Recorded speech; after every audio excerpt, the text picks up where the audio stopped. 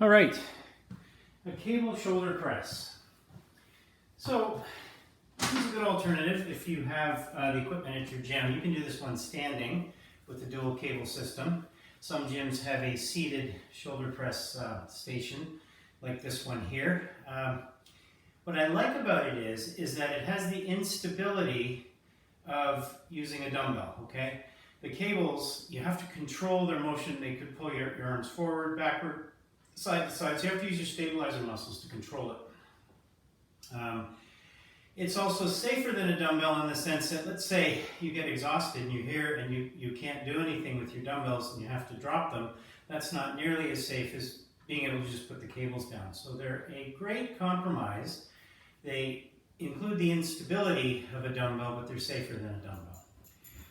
So, what are we doing? Well, we're working the front deltoid muscle and the side deltoid muscle. The front deltoid muscle raises our arms like this, and the side raises our arms like that.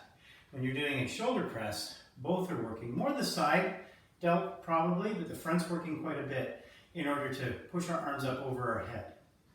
So what are we doing here? Well, we're staying flat on the seat.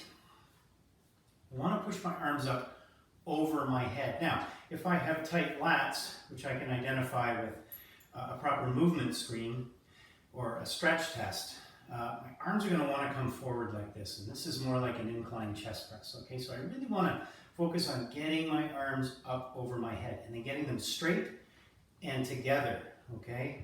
I want to get a full range of motion on these shoulders. So down, nice and low, breathe in and out. In, out. So there's a caveat here. If you have bad shoulders, don't come below 90 degrees. When your arms bend at 90 degrees, that's as low as you want to go. If you have good shoulders, feel free to go lower, okay?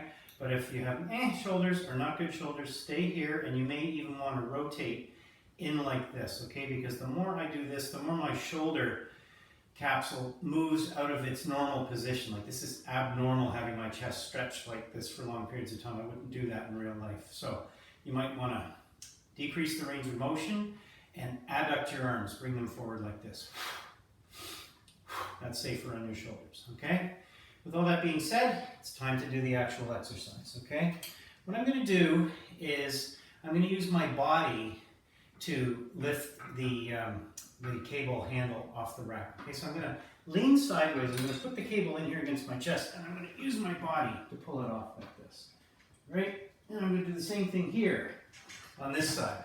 I'm going to sit back, breathe in, out, push up, and go.